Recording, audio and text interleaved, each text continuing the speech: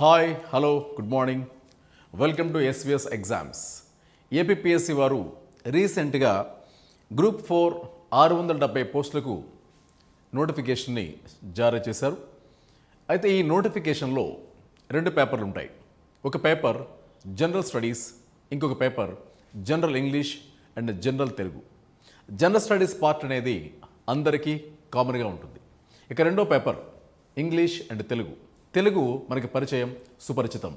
మన తెలుగు పైన అవగాహన ఉంది, నేర్చుకుంటే వస్తుంది. కానీ ఇంగ్లీష్ అలా కాదండి. 75 మార్క్స్, 75 మార్కుల సిలబస్ దీనికి కేటాయించారు. అంటే ఫస్ట్ పేపర్ 1లో 150 మార్కులు జనరల్ స్టడీస్ గాను, రెండో పేపర్లో 150 మార్కులు ఇంగ్లీష్ అండ్ తెలుగు గాను కేటాయించారు. ఇందులో పేపర్ 1లో జనరల్ స్టడీస్లో సిలబస్ విస్తృతం, ఎక్స్టెన్సివ్ స్టడీ అంటాం వాటిని. అంటే geography, history, polity, economy, for example biology, physics, chemistry, science and technology, environment, system development, AP bifurcation, ఇక చాలా స్కోప్ ఎక్కువ ఉంది దానికి. అంటే ఎన్నో సిలబస్ చదవాల్సి ఉంటుంది, 150 మార్క్స్, కానీ గ్యారంటీ లేదు. కానీ పేపర్ 2లో గ్యారంటీగా వచ్చే మార్క్స్ ఏమంటే ఇంగ్లీష్ అండి. అది కూడా తెలుగు ప్రతి ఒక్కరు చదవగలుగుతారు, చదివితే అర్థమవుతుంది, రాకపోతే కోచింగ్గా నేర్చుకుంటే సరిపోతుంది. కానీ ఇంగ్లీష్ అలా కాదండి. ఇంగ్లీష్లో 75 మార్కులు అంటే మన గ్రామర్లో అన్ని టాపిక్స్ చెప్పాల్సి ఉంటుంది. ఏపీపీఎస్సీ వారు ప్రిస్క్రైబ్డ్ సిలబస్ని ఇచ్చారు. అందులో 5 టాపిక్లు ఉన్నాయి సార్. 5 టాపిక్లు ఏమేమి ఉన్నాయంటే మనకి చూడండి, ఇందులో మీకు ఇచ్చారు 5 సిలబస్లు ఏమి ఇచ్చారంటే వాడు గ్రామర్ అనే పాయింట్ మాత్రం మెన్షన్ చేశారు. ఆయన ఏపీపీఎస్సీ వారు గ్రామర్ అనే ఒక పాయింట్ని మెన్షన్ చేశారు. వాళ్ళు ఇచ్చే సిలబస్లో 5 టాపిక్లను మాత్రమే వ్యూగా చూపించారు. కానీ 5 టాపిక్లని డీటెయిల్డ్గా అనాలిసిస్ చేస్తే ఇంగ్లీష్లో అన్ని గ్రామర్ పాయింట్స్ కవర్ అవుతాయి. నేను డీటెయిల్ ఎక్స్ప్లెయిన్ చేస్తాను వాటిని. ఇక్కడ విషయం ఏంటంటే మనకి తెలుగు కూడా అంతమంది నేర్చుకుంటారు, ప్రతి ఒక్కరు చదవగలుగుతారు, స్కోరింగ్ పార్టీ కాదనట్లేదు. కానీ డిసైడింగ్ ఫ్యాక్టర్ మాత్రం, జాబ్ డిసైడింగ్ మాత్రం కేవలం ఇంగ్లీష్ మాత్రమే అని నేను ఘంటాపథంగా చెప్తా ఉన్నాను. సో అందులో 75 మార్క్స్ ఇంగ్లీష్ అంటే 75 మార్కులు, 75 బిట్లు అంటే ఆల్ టాపిక్స్ని మనం క్షుణ్ణంగా ప్రతి టాపిక్ని, ప్రతి మోడల్ పైన ప్రాక్టీస్ క్వశ్చన్స్ని చేయాల్సి ఉంటుందండి. మనకి 75 మార్కులకి 75 రాకపోయినా ఇంగ్లీష్లో 100% ఎవరు స్కోర్ చేయలేరు సార్. ఎవరు కూడా పంక్చువేషన్లు కూడా వారు వెయ్యరు కూడా. ఒకవేళ ఆబ్జెక్టులో 100% వస్తే మంచిదే. అది మీ యొక్క సాధనపై డిపెండ్ అయి ఉంటుంది. ఈ 75 మార్కులకి 75 వరకు మ్యాక్సిమం స్కోర్ చేసే విధంగా మనం అన్ని టాపిక్స్ కవర్ చేస్తాం. మన స్కూల్ లెవెల్లో ఏ టాపిక్స్ ఉన్నాయో, డిగ్రీ లెవెల్ వరకు ఏ టాపిక్స్ ఉన్నాయో అన్ని టాపిక్స్ని ఒక ధారాళంగా 1 by 1 టాపిక్ చొప్పున చెప్పుకుంటూ మంచి స్కోర్ తెచ్చే విధంగా మనం ప్రయత్నిద్దాం మనం. అయితే ఏపీపీఎస్సీ వారు ప్రిస్క్రైబ్డ్ సిలబస్ ప్రకారం, ఆ సిలబస్ ప్రకారం మాత్రమే మనం ముందుకు పోతూ ఉంటాం. రైట్, చూడండి సార్, ఇక్కడ SVS exams APPSC group 4 junior assistant computer assistant general English 75 marks, online classes, test series, books. These are all available in online platform SVS exams. చూడండి సార్, ఇక్కడ ఆన్లైన్ క్లాసెస్ మనకి వస్తాయి, అలాగే టెస్ట్ సిరీస్ ఉంటుంది, books ఉంటాయి. Sir online క్లాసెస్తో పాటుగా మనకి ప్రతి టాపిక్ పైన నెంబర్ ఆఫ్ క్వశ్చన్స్ మనం ప్రాక్టీస్ చేస్తాం. ఇదే కాకుండా ఏపీపీఎస్సీ వారు ప్రీవియస్ పేపర్స్ ఏవైతే జరిగాయో మనకి, ఏది ఏపీపీఎస్సీ, ఏది టీఎస్పీఎస్సీ, యూపీఎస్సీ ఏదైనా కావచ్చండి, ప్రీవియస్ పేపర్లో ఎస్ఎస్సి స్టాండర్డ్లో, ఎస్ఎస్సీజీఎల్ స్టాండర్డ్లో, ఎస్ఎస్సీజీఎల్ స్టాండర్డ్ అంటే హై లెవెల్ సార్ అది. ఆ స్టాండర్డ్లో మనం అన్ని ప్రీవియస్ పేపర్ని కలెక్ట్ చేసి ఇవ్వడం జరుగుతుందండి. క్లియర్. 75 మార్కులు అంటే మనకి సిలబస్ చాలా ఉంటుందండి. దాంతోపాటుగా ఆన్లైన్ క్లాస్తో పాటుగా ఎగ్జామ్ పేపర్స్ ఉంటాయి, బుక్ కూడా మీకు అవైలబుల్గా ఉంటుందండి. Right sir. మరి నెక్స్ట్ వన్ చూసినట్లయితే సిలబస్ చూడండి. గ్రూప్ 4 ఏపీపీఎస్సీ వారు ప్రిస్క్రైబ్డ్ సిలబస్ ఏముంది? జూనియర్ అసిస్టెంట్ కంప్యూటర్ అసిస్టెంట్లో సిలబస్ విశ్లేషణ, కాంప్రహెన్షన్ అండి. ఫస్ట్ వన్ రీడింగ్ కాంప్రహెన్షన్ అంటున్నాడు. Usage and idioms, vocabulary and punctuation, logical rearrangement of sentences, grammar. ఇలా 5 టాపిక్లకి ఇవ్వడం జరిగిందండి. ఈ 5 టాపిక్లను కూడా మనం ఎన్నో మోర్ దెన్ 30 టాపిక్స్గా చెప్పుకుంటాం మనం. క్లియర్. మొదటిది కాంప్రహెన్షన్ అంటున్నాడు సార్. కాంప్రహెన్షన్ అంటే ఫర్ ఎగ్జాంపుల్ దీన్ని మనం పాసేజ్ అంటే మనకు అర్థమవుతుందండి. పాసేజ్ అంటే మనకు అర్థమవుతుంది. దీన్ని రీడింగ్ కాంప్రహెన్షన్. దీన్ని రీడింగ్ కాంప్రహెన్షన్ అంటాం. Clear sir? పాసేజ్ లేదా రీడింగ్ కాంప్రహెన్షన్ అని చెప్తా ఉంటుంది దీనిలో అయితే. సార్ ఇంగ్లీష్లో ఈ కాంప్రహెన్షన్ అనే పదం ఎందుకు మెన్షన్ చేశారంటే, సార్ ఇంగ్లీష్లో కాంప్రహెండ్ అంటే అండర్స్టాండ్ అని అర్థం. కాంప్రహెండ్ అంటే అండర్స్టాండ్, అర్థం చేసుకున్నట అర్థం. ఇంగ్లీష్లో ఒక లెంగ్తీ పాసేజ్ ఇస్తాడు సార్, దాన్ని మనం అర్థం చేసుకుని చదివి అర్థం చేసుకుని క్రింద ఇచ్చిన క్వశ్చన్స్కి ఆన్సర్ చేయగలగాలి. మన స్కూల్ లెవెల్ నుంచి కూడా ఇలాంటి పాసేజ్ మనకి ఎన్నో ఉన్నాయి సార్. కానీ మనకి ఇంగ్లీష్లో ఇది చిన్నప్పటి నుంచి చదువుతున్నాం కానీ మనకి మార్క్స్ రావట్లా. ఎందుకంటే ఎగ్జామ్ ఉన్న 10 రోజులు చదువుతాం, తర్వాత దాన్ని పక్కన పెట్టేస్తూ ఉంటాం. ఆ మేరకు ఏమైనా క్వశ్చన్స్ ఉంటే దానికి ఆన్సర్ బై హార్ట్ చేస్తాం, ఆన్సర్ రాస్తాం, వదిలేస్తూ ఉంటాం. ఇక్కడ అలా కాదండి.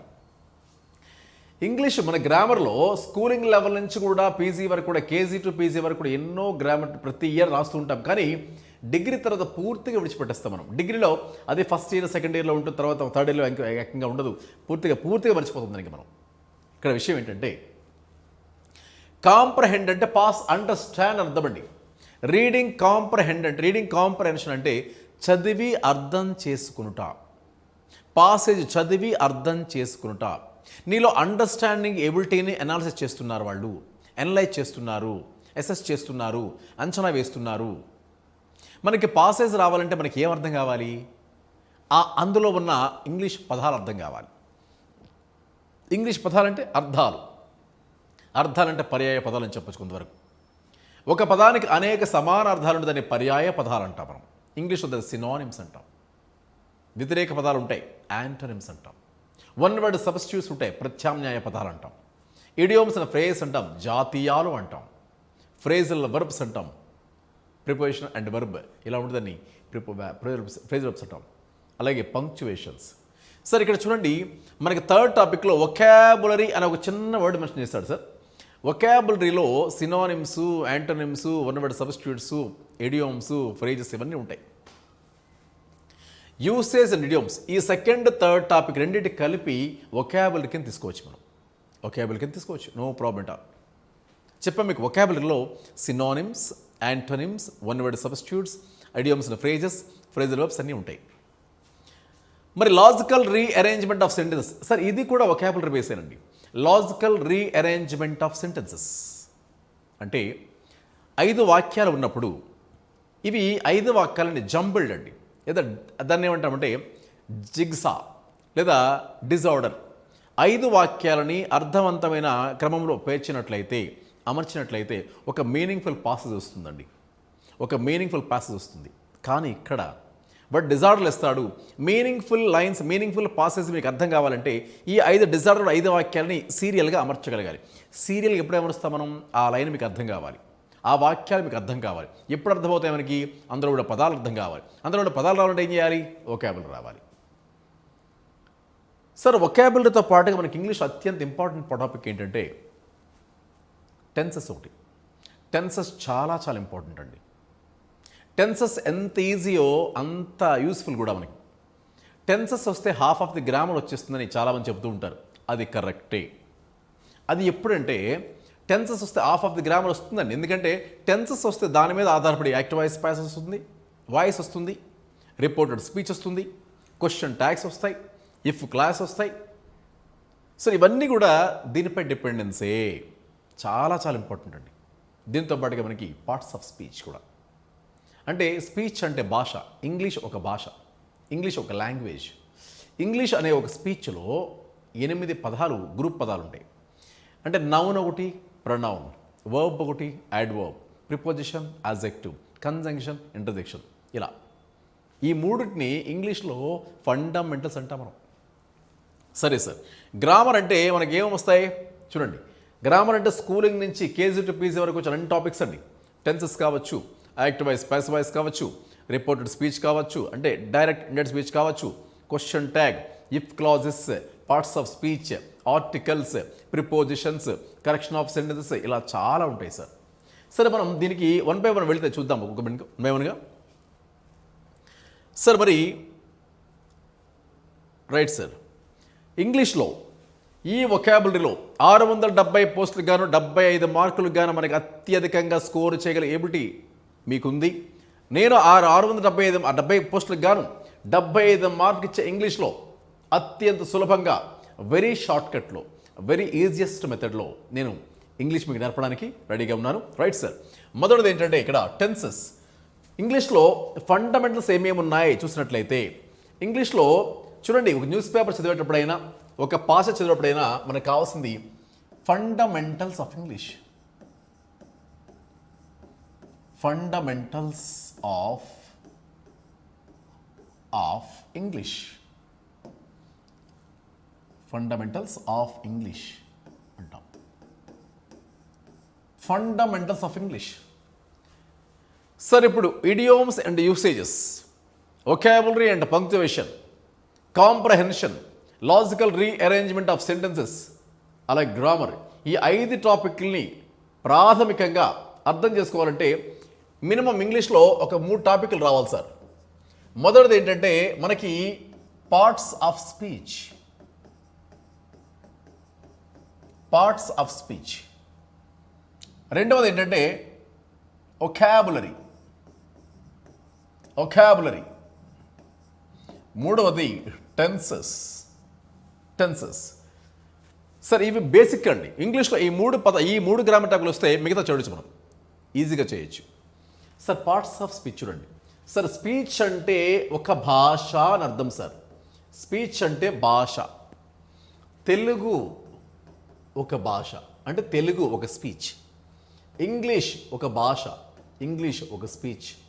లాటిన్ ఒక భాష అంటే లాటిన్ ఒక స్పీచ్. తమిళ్ ఒక భాష, తమిళ్ ఒక స్పీచ్. స్పీచ్ అంటే ఒక భాష అని అర్థం. చాలామంది స్పీచ్ అంటే మాట్లాడుట అనుకుంటాం. స్పీక్ అంటే మాట్లాడుట చెప్పడం. క్లియర్? Right sir. మరి ఇప్పుడు మన తెలుగులో చూద్దాం సార్. తెలుగులో ఇప్పుడు ఏమన్నాం దీన్ని? భాషా భాగాలు, భాషలో భాగాలు. చూడండి, మన తెలుగులో భాషా భాగాలు అంటే ఏమొస్తాయి మనకి? నామవాచకము, సర్వనామము, క్రియ, అవ్యయం, విశేషణం అని 5 పదాలు చెప్పుకున్నాం, చిన్నప్పుడు చదువుకుంటాం మనం. స్కూలింగ్ లెవెల్లో నామవాచకమని, సర్వనామమని, క్రియ అని, అవ్యయం, విశేషణం అని చదువుకుంటాం మనం. అదే ఇంగ్లీష్కి వచ్చేపాటికి ఇవి తెలుగు 5 ఉంటాయి కదా, ఇంగ్లీష్కి వచ్చేపాటికి 8 ఉంటాయి. అవేంటవి? Noun, pronoun, verb, adverb, preposition, adjective, conjunction, interjection. చూసారా? ఈ 8ని పార్ట్స్ ఆఫ్ స్పీచ్ని భాషా భాగాలు అంటాం. Noun, pronoun, verb, adverb, adjective, preposition, conjunction, interjection. Clear? వీటిని ఒక్కసారిగా చూద్దాం మనం. Right side parts of speech. Parts of speech. There are 8 parts of speech in English. English భాషలో 8 పదాలు ఉంటాయి, 8 భాగాలు ఉంటాయి. అవేంటవి? Right. 1 noun, pronoun, verb, adverb. చూడండి సార్, 8 పార్ట్స్ ఆఫ్ స్పీచ్ ఉంటాయి. అందులో మొదటిది నౌన్ అంటున్నాం. దీన్నే మనం తెలుగులో నామవాచకం అంటాం. రెండవది ప్రనౌన్. మూడవది వర్బ్. నాలుగవది యాడ్వర్బ్. 5 అజెక్టివ్. డి సైలెంట్ అండి ఇక్కడ. ప్రిపోజిషన్.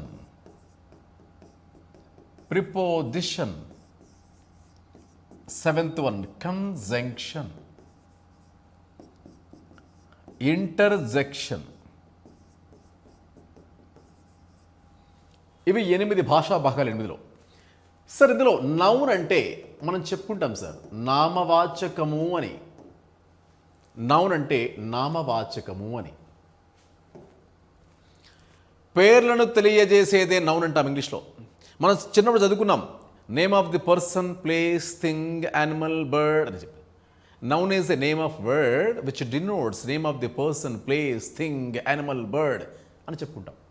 వ్యక్తి పేరు కానీ, వస్తువు పేరు కానీ, ఒక జంతువు పేరు కానీ, ఒక సిటీ పేరు కానీ, ఒక ప్రదేశం పేరు కానీ తెలియజేసి దాన్ని నామవాచకం అంటాం అని చదువుకున్నాం చిన్నప్పుడు. అందుకే అంత పొడుగు డెఫినేషన్ కాకుండా ఇది నౌన్ అంటే పేరును తెలియచేసేది అని అర్థం సార్. ఏ నేమింగ్ వర్డ్ అంటే పేర్లను తెలియచేసేదాన్ని నౌన్ అంటాం. Simple. Noun is the naming word. Right. Pronoun అండి a substitute word. Substitute word. Sir నామవాచకానికి బదులుగా వాడబడేదే సర్వనామం చెప్తుంటాం మనం. తమన్నా అంటాం. అన్నిసార్లు ఒక కథలో తమన్నా గురించి చెప్పుకునేటప్పుడు అన్నిసార్లు తమన్నా చెప్పం, ఆమె అంటాం. ఆమె. మహేష్ అతడు అంటాం. పవర్ స్టార్ అతడు అంటాం. చూసారా? అంటే వ్యక్తి పేరు చెప్పేటప్పుడు, ఒక స్టోరీ చెప్పేటప్పుడు ఆ వ్యక్తి గురించి ఆ స్టోరీలో పదే పదే వస్తున్నప్పుడు ప్రతిసారి అతను నామవాచకాన్ని రిపీట్ చేయక్కర్లేదండి. జెండర్ అతడైతే అతడంటాం మనం. వ్యక్తి పేరు వస్తే అతడంటాం. రాము హీ అంటాం. సీత షీ అంటాం. మ్యాంగో ఇట్ అంటాం. హైదరాబాద్ ఇట్ అంటాం. అంటే ఆ నేముకు బదులుగా, పేర్లకు బదులుగా వాడబడేది. అంటే సబ్స్టిట్యూట్. దేనికి సబ్స్టిట్యూటు? నౌన్కి సబ్స్టిట్యూట్ అండి. అంటే ప్రత్యామ్నాయం. అంటే బదులుగా, పేర్లకు బదులుగా వాడేది. రైట్. Next verb. వర్బ్ అంటే క్రియ. సరే, ఏదైనా చేసే పనిని క్రియ అంటాం. తెలిసిందా మనకి? టీచ్ చేస్తున్నాను, బోధిస్తున్నా క్రియ. వింటున్నావు క్రియ. రాస్తున్నావు క్రియ. వింటున్నావు క్రియ. పాడుతున్నావు క్రియ. తింటున్నావు క్రియ. చేసే పనిని తెలియజేసేది. పని అంటే ఇంగ్లీష్లో ఏమంటాం? యాక్షన్. అందుకే దీన్ని ఏమంటామంటే యాక్షన్ వర్డ్. యాక్షన్ వర్డ్ అంటాం. అంటే పనిని తెలియజేస్తుంది అని చెప్పడం. Add verb. చూసారా? వర్బ్ ఇక్కడ ఉందా? వెర్బ్కి సపోర్ట్ చేయట్లా యాడ్ అని. వెర్బ్కి సపోర్ట్ చేస్తుంది, గమనించారా? యాడ్ అని. Add verb. క్లియర్. అంటే ఈ వెర్బ్ అనేది నువ్వు పరిగెత్తుతున్నావు ఎలా? స్పీడుగా. రాస్తున్నావు ఎలా? నీట్గా. పాడుతున్నావు ఎలా? మెలోడియస్గా. ఫ్యాన్ తిరుగుతుంది ఎలా? స్లోగా. చేస్తున్న పనిని సపోర్ట్ చేయడం. వెర్బ్కి యాడ్ అవుతుంది. చూసారా? She ran quickly. You write neatly. చూసారా? The fan moves slowly. She sings melodiously. చూసారా? Melodiously, quickly, briskly, slowly, neatly, beautifully. సరే, ఇవన్నీ చివరిలో LY అనే పదాలు కనిపిస్తున్నాయి, గమనించారా? ఒక సెంటెన్స్ ఇచ్చి అందులో యాడ్వర్బ్ను గుర్తించండి అని క్వశ్చన్ అడిగితే ఒక పదము చివర LY అనే లెటర్స్ కనిపిస్తే అది యాడ్వర్బే. సింపుల్. చివర ఒక పదము చివర LY అని కనిపిస్తే అది యాడ్వర్బే. She ran quickly. She walks beautifully. The fan moves slowly. She sings melodiously. అందుకే యాడ్వర్బ్ చివరిలో LY కనిపిస్తుందండి. అందుకే దీన్ని ఏమంటామంటే LY వర్డ్. అడ్జెక్టివ్. అడ్జెక్టివ్. చూసారా? డి సైలెంట్ అంటే మనం చదివేటప్పుడు అడ్జెక్టివ్ అనాలి. D silent. సరే, ఇది మనం చదువుకునేటప్పుడు దీన్ని మనం తెలుగులో విశేషణం అంటాం. వ్యక్తి గుణాన్ని, వస్తువు గుణాన్ని చెప్పేదాన్ని అడ్జెక్టివ్ అంటాం. ఉదాహరణకి, అతను మంచివాడు, అతను నిజాయితీపరుడు, ఆమె అందంగా ఉంటుంది, హైదరాబాదు పెద్దది. చూసారా? He is honest, she is beautiful, Hyderabad is the large city. పెద్ద నగరం, పెద్దది. ఇటువంటి నగరం పెద్ద నగరం. ఎలాంటి వాడు? నిజాయితీపరుడు. ఎలా ఉంది ఆమె? అందంగా ఉంది. He is rich, she is poor, they are kind. వాళ్ళు మంచి, వాళ్ళ దయాగుణం గలవారు. దయాగుణం గలవారు, డబ్బున్నవారు, పేదవారు, అందముగా ఉన్నది, బోర్డు తెల్లగా ఉన్నది, పెన్ను నల్లగా ఉన్నది. ఏంటి సార్? Quality sir. విశేషణం. వివరిస్తున్నాయి. అతని నిజాయితీ ఎక్స్ప్లెయిన్ చేస్తున్నాం మనం. వివరిస్తున్నాయి కాబట్టి దీన్ని ఏమంటాం? Describing word. ఎవరిని వివరిస్తున్నాయి? నౌన్ని వివరిస్తోంది. చూసారా? నామవాచకాన్ని వివరిస్తోంది, ప్రణౌన్ని వివరిస్తోంది. షీ ఈజ్ కైండ్, ఆమె దయగుణం గలది. హీ ఈజ్ రిచ్, ఆమె అతనికి డబ్బు ఉన్నది. అతని యొక్క గుణాన్ని ఎక్స్ప్లెయిన్ చేస్తున్నాం. తర్వాత అంటే LY వర్డ్. ఇది చివరలో LY వస్తుంది, పదము చివర. క్లియర్. ఇది వివరించేది, వివరించును. ప్రిపోజిషన్. సరే, కరెక్ట్గా గమనిస్తే మీరు చూడండి. ప్రీ అంటే ముందు, పొజిషన్ అంటే ఉంచడం, ముందు ఉంచడం. ఆ బుక్ టేబుల్ పైన ఉన్నది. ఇంగ్లీష్ అలా చెప్తాం మనం. ఆ పుస్తకము టేబుల్ పై ఉన్నది అంటే the book is on the table కదా. ఈ పెన్ను నా పాకెట్లో ఉన్నది. The pen is in my pocket. చూసారా? ఆయన గార్డెన్లో ఉన్నారు. He is in garden. ఆమె కిచెన్లో ఉంది, షీ ఈజ్ ఇన్ కిచెన్ కదా. అంటే ఇక్కడ టేబుల్ ముందు ఆన్ వచ్చింది, పాకెట్ ముందు ఇన్ వచ్చింది. ఫర్ ఎగ్జాంపుల్ టేబుల్ ముందు అండర్ వచ్చింది, the cat is under the table. ఏదో ఒకటి సార్. ప్రిపోజిషన్స్ అనగానే మీకు గుర్తొస్తాయి, ఇన్ను, ఆను, ఎట్టు, విత్తు, by, for, between, among, besides, ఇవన్నీ ప్రిపోజిషన్సే కదా. ప్రిపోజిషన్ సిలబస్ ఈజీగా ఉంటుంది కానీ కొద్దిగా ఎక్కువగా ఉంటుంది. సిలబస్ ఎక్కువగా ఉంటుంది కానీ చాలా ఈజీ. కంపల్సరీ ప్రిపోజిషన్ బిట్టు లేకుండా పేపర్ ఉండదు ఖచ్చితంగా. క్లియర్. ప్రిపోజిషన్ సార్, ప్రీ అంటే ముందు, పొజిషన్ అంటే ఉంచడం, ముందు ఉంచడం. అంటే for example the book is on the table. On అనే ప్రిపోజిషన్ టేబుల్ ముందు ఉంచబడి టేబుల్కి సెంటెన్స్లో మిగతా పదాలకి సంబంధం ఏర్పరుస్తుంది. టేబుల్ అనే పదం ముందు ఆన్ ఉంచబడింది, టేబుల్ అనే పదముతో సెంటెన్స్లో మిగతా పదానికి సంబంధాన్ని ఏర్పరుస్తుంది. గమనించారా? The book is on the table, is అనే పదానికి టేబుల్ అనే పదానికి సంబంధాన్ని ఏర్పరుస్తుంది. ఏది? ఇన్ అనేది. అందుకే దాన్ని రిలేషన్ వర్డ్ ఉంటున్నాం. ఒకవేళ ఆన్ తీసి చదవండి, ద బుక్ ఈజ్ టేబుల్ అయిపోతుంది. ఆన్ తీసేస్తే సెంటెన్స్ మీనింగే మారిపోట్లా. ద బుక్ ఈజ్ టేబుల్, బుక్కే టేబుల్ కాదు కదా.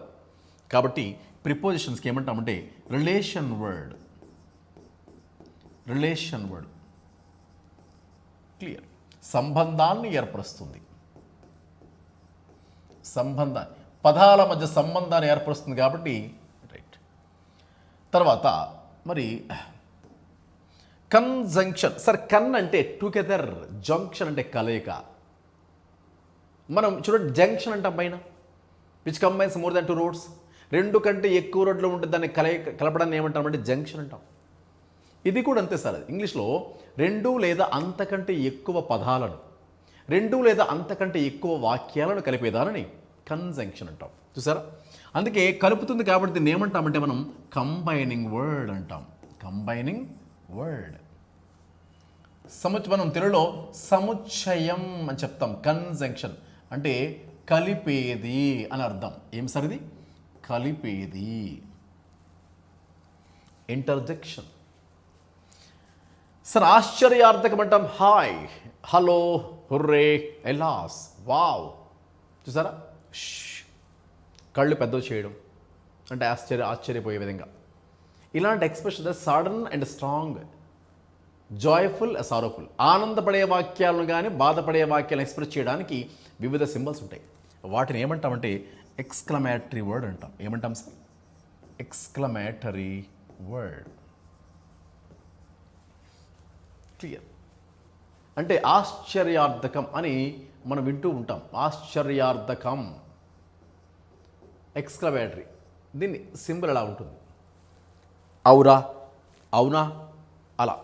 సార్ ఇవి ఇన్ డీటెయిల్డ్ ఓవర్ వ్యూ ఇచ్చాం. ఏముంటాయి పార్ట్స్ ఆఫ్ స్పీచ్ అంటే ఏంటో అని చెప్పడానికి. ఇది నౌన్ పైన వేరేగా క్లాస్ ఉంటుంది, ప్రొనౌన్ పైన మన ప్రత్యేకం క్లాస్ ఉంటుంది, వెర్బ్ పైన ప్రత్యేకం క్లాస్ ఉంటుంది, కంజంక్షన్ పైన, ప్రిపోజిషన్ పైన, అలా. అంటే ప్రతి టాపిక్ వాళ్ళ క్లాస్ ఉంటే వేరే క్లాస్ ఉంటుంది. ఇవే పార్ట్స్ ఆఫ్ స్పీచ్ అనుకోవద్దండి. క్లియర్. కాబట్టి ప్రతి దానిపైన మళ్ళీ ప్రతి క్లాస్ ఉంటుంది. ప్రతి టాపిక్ పైన బిట్స్ ఉంటాయి. ప్రాక్టీస్ సెట్లు ఇస్తాం, హ్యాండ్ అవుట్స్ ఇస్తాం. ప్రతి టాపిక్ పైన ఒక 50 వరకు బిట్స్ ఇచ్చి అదే టాపిక్లో ప్రీవియస్ పేపర్స్ ఎక్కడొచ్చినా ఎవరిని చెప్తాం మనం. Clear sir? రైట్. మరి దీని తర్వాత తీసుకున్నట్లయితే రెండవది మనకి ఒకాబులరీ అంటున్నాం. చూడండి సార్, ఒకాబులరీ. సార్ ఒకాబులరీలో ఏమేమి వస్తాయంటే మనకి సినానిమ్స్. సినానిమ్స్ వస్తాయి సార్. రెండవది యాంటోనిమ్స్. One word substitutes.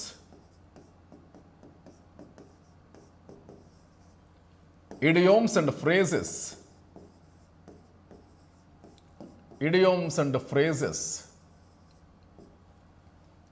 అలాగే ఫైనల్గా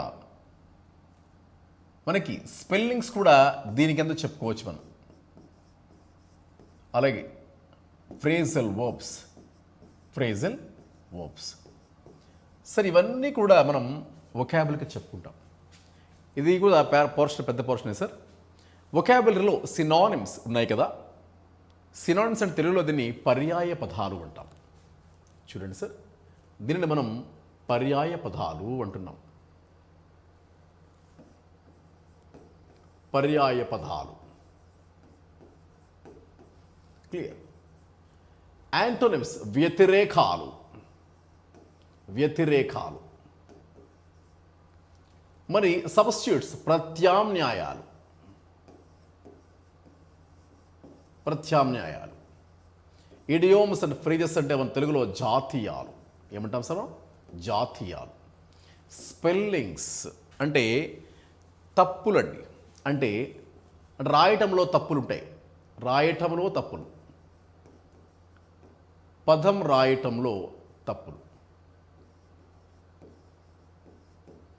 అని చెప్పవచ్చు. ఫ్రేజల్ వర్బ్స్ అంటే వర్బ్ ప్లస్ ప్రిపోజిషన్.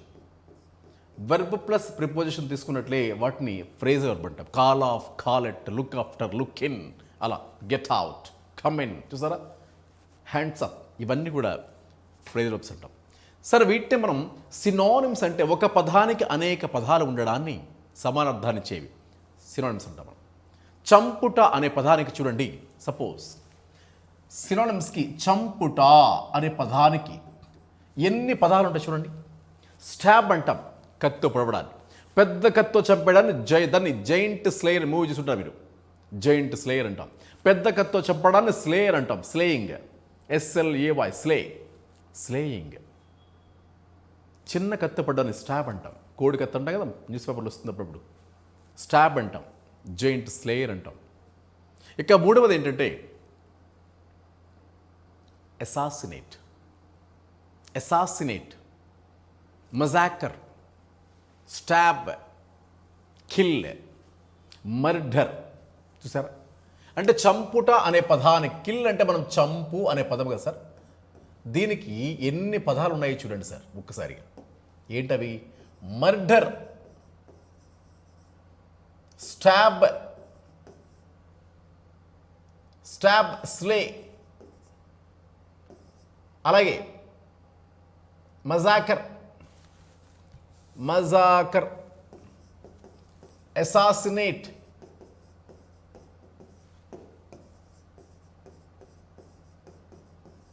సార్ ఇవన్నీ చంపుట అనే పదానికి సమానార్థాన్ని ఇచ్చే పదాలు. అది సందర్భాన్ని బట్టి వాడుతుంటారు. ప్లాన్ ప్రకారం చంపితే మర్డర్ అని, చిన్న కత్తిప్పుడు స్టాబ్ అని, స్లే అంటే జైంట్స్ పెద్ద కత్తిప్పుడు స్లేయర్ అని, అసాసినేట్ రాజకీయ కారణాలతో మనిషిని చంపేయడం, రాజకీయ నాయకులను చంపడం అసాసినేట్ అని, మజాకర్ అంటే సామూహిక ఊచకోత, ఒక జాతి వారికి ఒక జాతి పైన వేల సంఖ్యలో వందల సంఖ్యలో సామూహికంగా చంపడం, ఊచకోతట దాన్ని. ఇలా ఇవన్నీ కూడా కిల్ అనే పదానికి సమానార్థాన్నిచ్చే పదాలు. తొందరగా అని చెప్పడానికి fast, briskly, immediately, quickly, rapidly, hurry up. చూసారా? ఇలా తొందరగా అని చెప్పడానికి ఇంగ్లీష్ చాలా పదాలు ఉన్నాయి సార్. కాబట్టి వాటిని మనం చెప్పచ్చు. వ్యతిరేక పదాలు, ప్రత్యామ్నాయం. సార్ ప్రతి దానిపైన మనకి డీటెయిల్ క్లాసిఫికేషన్ ఉంటుంది సార్, క్లాస్ ఉంటుంది. అయితే ఈ సినానిమ్స్ నేర్చుకోవడానికి ఇది తప్ప ఇంకో మార్గం లేదా అంటే ఉంది సార్. మనకు కొన్ని షార్ట్ టెక్నిక్స్ ఉన్నాయి, వాటిని చూద్దాం ఒకసారిగా. షార్ట్ టెక్నిక్స్ ఏంటంటే సాధారణంగా రూట్ వర్డ్ టెక్నిక్ అంటాం. వొకాబులరీ నేర్చుకోవడానికి రూట్ వర్డ్ టెక్నిక్ అని, క్లియర్. అలాగే words often confused, words often confused అని చెప్పుకుంటాం. అలాగే flash card method, flash card method. Clear sir? Flash card method. Sir ఈ మూడు టెక్నిక్స్ కూడా మనం వొకాబులరీ బాగా ఇంప్రూవ్ చేయొచ్చండి. సార్ రూట్ వర్డ్ టెక్నిక్ అంటే ఒక చిన్న పదాలు 2, 3 లేదా 4 అక్షరాలు సెంటెన్స్ పదం స్టార్టింగ్లో ఉంటాయి. అలాగే సఫిక్స్ చివరిలో ఉంటాయి పదాలు. ఒక పదంలో వచ్చి మొదటి 3, 4 అక్షరాలు కానీ, ఒక పదంలో చివరి 4, 3 అక్షరాలు కానీ దాన్ని సఫిక్స్ అంటాం. మొదట్లో ఉండే ప్రిఫిక్స్ అని, చివరిలో ఉండే సఫిక్స్ అంటాం. అంటే చిన్న ప్రిఫిక్స్ ద్వారా ఒక 5 నుంచి 10 పదాలు నేర్చుకోవచ్చు, 15 కూడా రావచ్చు ఒక్కోసారి. ఒక చిన్న రూట్ వర్డ్ అండి. సపోజ్ చూడండి ఇక్కడ, suppose CIDE, side, CIDE side అని వచ్చింది ఒకటి సార్. దీనికి సూసైడ్ అనే పదం వినే ఉంటారు. సూసైడ్ అంటే కిల్లింగ్ వన్ సెల్ఫ్, తనకు తానుగా ఆత్మహత్య చేసుకోవడానికి కిల్లింగ్ వన్ సెల్ఫ్. మరి ప్యాట్రిసైడ్, కిల్లింగ్ ఫాదర్, కొంతమంది ఫాదర్ను చంపేస్తారు. కొంతమంది మదర్ని చంపేస్తారు, మాట్రిసైడ్. కొంతమంది ఇద్దరిని చంపేస్తారు, పేరెంట్స్, అందుకే దీన్ని ప్యారిసైడ్ అంటారు. కొంతమంది హస్బెండ్ని చంపేస్తారు, హస్బెండ్. కొందరు వైఫ్ ఏం చేస్తారంటే హస్బెండ్ని చంపేస్తారు, మొగుడిని, అందుకే దాన్ని మ్యారిటిసైడ్. కొంతమంది వైఫ్ని చంపేస్తారు, uxoricide. Uxoricide. Killing husband mariticide, killing wife uxoricide. ఇలా చూడండి సార్, ఇంకా చాలా ఉంటాయి. Suppose killing pest, pesticide. Killing insect, insecticide. Killing human beings, homicide. కొంతమంది ప్రజలు రాజుపై దాడి చేస్తారు, కింగ్ పైన, అలాంటి వాళ్ళని రెజిసైడ్ అంటారు. Killing king, రెజిసైడ్. కొంతమంది కలుపు మొక్కలు చంపడానికి మందులు వాడుతుంటారు పంటల్లో, వీడిసైడ్, హెర్బిసైడ్. కొంతమంది చిన్న పిల్లలు చంపేస్తుంటారు సార్, అలాంటి వాళ్ళని మరి కారణంగా ఆ చిన్నపిల్లలు చంపడాన్ని ఏమంటామంటే ఇన్ఫాంటిసైడ్. ఇన్ఫాంటిసైడ్. పెద్ద ఎలుక, పంది కుక్కలు చంపడాన్ని, ఎలుకల్ని రొడెంటిసైడ్. రొడెంటిసైడ్. అలాగే తోబుట్టులు చంపడాన్ని, తోబుట్టువులు, సిబ్లిసైడ్ అంటాం, సిబ్లిసైడ్. ఇలా నేను చెప్పే కొన్ని చాలా ఉంటాయి ఇలాంటివి. సరే, సైడ్, సిఐడి, సైడ్ అనే పదానికి మీనింగ్ ఏంటంటే కిల్ అని అర్థం. సైడ్ అనే పదానికి మీనింగ్ ఏంటంటే కిల్. ఈ కిల్ అనే పదం ఇచ్చే విధంగా కొన్ని పదాలు నేర్చుకుంటున్నాం, గమనించారా? రైట్. ఇదే కాదండి, చాలా ఇలాంటి నేను 100 వరకు చెప్తాను మీకు, చాలా ఉంటాయి. అని సమ్ టెక్నిక్ అండి. మరి వర్డ్స్ ఆఫ్ ఎన్ కన్ఫ్యూజ్ చూసారా, దీనికి ఒక రకమైన పదాలు ఉంటాయి సాధారణంగా. అవి ఏంటవి చూడండి. Adapt, adopt, adept. చూసారా, ఒక్క ఓవెల్ తేడండి. Adapt, adopt, adept. Adapt, adopt, adept. Naughty, you naughty అంటాం కదా, అదే ఇక్కడ KNOTTY, నాటీ. Jealous, zealous. చూసారా, వర్డ్స్ ఆఫ్ ఎన్ కన్ఫ్యూజ్డ్, తికమక పెట్టే పదాలు. దీన్ని ఇంగ్లీష్లో ఏమంటామంటే తికమక పెట్టే పదాలను కన్ఫ్యూజ్డ్ వర్డ్స్ అంటాం. వాటిని క్లియర్. ఇది రూట్ వర్డ్ టెక్నిక్ అంటే మూల పదాలు అంటాం తెలుగులో, మూల పదాలు. క్లియర్. ఫ్లాష్ కార్డ్ మెథడ్ అంటే ఇది కృత్రిమ పద్ధతి, ఆర్టిఫిషియల్ మెథడ్, కానీ మనం ఓన్గా సెల్ఫ్ లెర్నింగ్ మెథడ్స్ అండి, సెల్ఫ్ లెర్నింగ్ మెథడ్ అంట దీన్ని. ఇలా మనకి వొకాబులరీ నేర్చుకోవడానికి టెక్నిక్స్ ఎన్నో ఉంటాయి సార్. మనకి అలాంటి పదాలు కూడా చాలా ఉంటాయి, మనకి చెప్దాం మనం. దాని యూసేజ్ కూడా ఇంగ్లీష్లో వాటిని ఉపయోగించే ఎగ్జాంపుల్ కూడా చెప్పుకుంటాం మనం. Clear sir? రైట్. న్యూస్ పేపర్లో ఈ పదాలు వస్తూ ఉంటాయి. చివరిగా మనకి టెన్సెస్. సార్, ఇంగ్లీష్లో మనకి ఈ పదం సుపరిచితం, బాగా తెలిసిన పదం సార్. ఇది బాగా తెలిసిన పదం టెన్స్ అంటున్నాము సార్. టెన్స్. సార్, టెన్స్ అనే పదం టెంపస్ అనే పదం నుంచి పుట్టింది. టెంపస్ అంటే ఇది లాటిన్ భాషా పదం. టెంపస్ అంటే a time of an action. Tense అనే పదం టెంపస్ అనే దాని నుంచి పుట్టింది. టెంపస్ అంటే టైం. టెంపస్ అంటే టైం. మరి ఏ టైమ్ ఆఫ్ అన్ యాక్షన్, ఒక పని ఎప్పుడు జరిగింది తెలియచేయడానికి టెన్సెస్ వాడతారు ఇంగ్లీష్లో. ఒక పని ఎప్పుడు జరిగింది తెలియచేయడానికి వాడతారు టెన్సెస్లో. రైట్. మరి టెన్సెస్ని అత్యంత సులభంగా నేర్చుకోవచ్చు మనం. ఎలా చూడండి సార్, చిన్నప్పటి నుంచి నేర్చుకున్నాం మనం.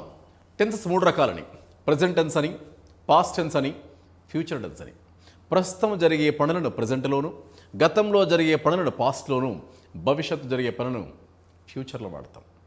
అంటే భవిష్యత్తులో జరిగే పనులు చెప్పడానికి ఫ్యూచర్ టెన్స్, ప్రస్తుతం జరిగే పనులు చెప్పడానికి ప్రజెంట్ టెన్స్, గతంలో జరిగే పనులు చెప్పడానికి పాస్ట్ టెన్స్. చూడండి సార్, ఒక్కసారిగా సార్ ఇంగ్లీష్లో ప్రస్తుతం, ప్రజెంట్ టెన్స్ అని చెప్పడానికి ఏమి చెప్పాం మనం? ప్రస్తుతం అని చెప్పడానికి, ప్రస్తుతం అని చెప్పడానికి ప్రజెంట్ టెన్స్ వాడుతున్నాం. సపోజ్ కొన్ని వాక్యాలు మనకు కన్ఫ్యూజ్ చేస్తూ ఉంటాయి. ఇప్పుడు ఫ్యాన్ తిరుగుతూ ఉన్నది, నేను పాఠం చెబుతూ ఉన్నాను. ఈ వాక్యాలు ఏ టెన్స్ అండి మనకి? ఇప్పుడు నేను పాఠం చెబుతూ ఉన్నాను ఏ టెన్స్ అండి? Present tense. మీకు అనిపిస్తుంది కరెక్టే అది. అతగాడు ఇప్పుడే వెళ్ళిపోయాడు అంటున్నాడు. She had just gone away. అతగాడు ఇప్పుడే వెళ్ళిపోయాడు అంటున్నాడు. ఇది ఏ టెన్స్ అండి? మీకు పాస్ట్ అనిపిస్తుంది కొంతమందికి. మరి అతగాడు నిన్ననే వెళ్ళిపోయాడని చెప్తున్నాం, అదేంటి మరిది? అది కూడా పాస్టే కదా అనిపిస్తుంది మళ్ళీ. అంటే కన్ఫ్యూషన్. మరి చూడండి సార్, ఇప్పుడే వెళ్ళిపోయాడంటే అది ప్రజెంట్ అండి, ప్రజెంటే. మరి ఇందాక పాఠం చెబుతూ ఉన్నాడు కదా, అది ప్రజెంటే కదా. అతగాడు ఇప్పుడే వెళ్ళిపోయాడు కదా, అది ప్రజెంటే కదా. అతడు రోజు క్లాస్కి వస్తే అది ప్రజెంటే కదా. అంటే ఆ క్లారిటీ కోసమే, ఆ ఇబ్బంది లేకుండా ఉండడం కోసమే టెన్సెస్ని మళ్ళీ ప్రతి టెన్స్ని 4 సబ్ చేస్తాం మనం. చూడండి సార్, సపోజ్ టెన్సెస్ మనకి 3 రకాలుగా ఉంటాయి. ఏంటవి? ప్రజెంట్ టెన్స్, అలాగే తర్వాత పాస్ట్ టెన్స్, తర్వాత ఫ్యూచర్ టెన్స్. Clear sir? ప్రతి టెన్స్ కూడా మళ్ళీ మన 4 సబ్ ఉంటాయి. ఏంటవి? సింపుల్, కంటిన్యూస్, పర్ఫెక్ట్, అలాగే perfect continuous tense. Perfect continuous tense. Right sir? Sir మరి టెన్సెస్ చెప్పడానికి ఇంగ్లీష్లో ఒక చిన్న బేస్ ఉండాలండి. ప్రతి టెన్స్ ఎక్స్ప్లెయిన్ చేయడం కోసం ఇంగ్లీష్లో ఫండమెంటల్ స్ట్రక్చర్ ఆఫ్ ఇంగ్లీష్ అంటారు దీన్నే. Fundamental structure of English. Fundamental structure of English. ఇది తీసుకోండి sir. Subject plus verb plus object. Sir ఈ 3 పదాలు చాలా చాలా ఇంపార్టెంట్ అండి. Subject, verb, object. సబ్జెక్ట్ అంటే తెలుగులో దీన్ని ఏమంటామంటే కర్త అంటాం మనం. ఆబ్జెక్ట్ అంటే దీన్ని కర్మ అంటాం. వెర్బ్ అంటే క్రియ అంటాం సార్. ఇంగ్లీష్లో ఒక వాక్యము వెర్బ్ లేకుండా సెంటెన్స్ ఫ్రేమ్ చేయలేం సార్. నేను యాపిల్ తిన్నాను, నేను కర్త, యాపిల్ కర్మ, తిన్నాను పని క్రియ. నేను పాట పాడాను, నేను కర్త, పాడాను వెర్బ్, క్రియ, పాట ఆబ్జెక్ట్ అవుతుంది. రాముడు రావణుని చంపాడు, రాముడు కర్త, రావణుడు కర్మ, చంపబడ్డం క్రియ. రామ కిల్లుడు రావణ. చూస్తారా? రామ సబ్జెక్ట్, రావణ ఆబ్జెక్ట్, కిల్లుడు వెర్బ్ అవుతుంది. ఐ ఏట్ అన్ యాపిల్, నేను యాపిల్ తిన్నాను, I subject, apple object, ate అనేది వెర్బ్ అవుతుంది. చూసారా? For example, I ate mango, apple ఏదో ఒకటి మ్యాంగో. ఇందులో చూసారా? I subject, ate verb, a mango object. అంటే సబ్జెక్ట్ అంటే కర్త, ఆబ్జెక్ట్ అంటే కర్మ, వీరంటే క్రియ. రామ కిల్లుడు రావణ, రామ కిల్లుడు రావణ. రామ అనేది సబ్జెక్ట్, కిల్లుడు అనేది వర్బ్, రావణ అనేది ఆబ్జెక్ట్. ఈ వెర్బ్కి ఫామ్స్ ఉంటాయండి. చూసారా? Eat, ate, eaten, kill, killed, killed, kiss, kissed, kissed, ఇలా వెర్బ్ ఫామ్స్ ఉంటాయి. వెర్బ్ ఫామ్స్ కూడా ఒక రైమింగ్ నేర్చుకుంటే ఈజీ అయిపోతుంది. నేను చెప్తాను మీకు. Sing, sang, sung, ring, rang, rung, swim, swam, swum, sink, sank, sunk, drink, drank, drunk. చూసారా? ఒకే పదంలో keep, kept, kept, feel, felt, felt, meet, met, met, deal, dealt, dealt, leave, left, left. వీటికి పక్కనే తెలుగు పదాలు ఇచ్చుకుంటూ చెప్తాం మనం. ప్రతి పదానికి తెలుగులో డబ్బింగ్ ఉంటుంది సార్. పూర్తిగా ఇంగ్లీష్ కొద్దిగా ఏబిసిడీలు వస్తే చాలు మనకి. అంత సునాయాసంగా, అంత సులభంగా, అంత సరళంగా ఇంగ్లీషు మనం నేర్చుకోవచ్చు ఈ యాప్ ద్వారా, ఎస్విఎస్ యాప్ ద్వారా. Thank you all. ఇంగ్లీష్లో మనకి 75 మార్కులకి అత్యధిక మార్కులు సంపాదించే విధంగా అన్ని టాపిక్స్ పైన పూర్తి పట్టు వచ్చే విధంగా చెప్పడం జరుగుతుందండి. బుక్స్ ఉంటాయి, ప్రాక్టీస్ పేపర్లు ఉంటాయి, ఆన్లైన్ ఎగ్జామ్స్ ఉంటాయి, ఆఫ్లైన్ క్లాస్ కూడా జరుగుతుంది మనకి. Thank you all.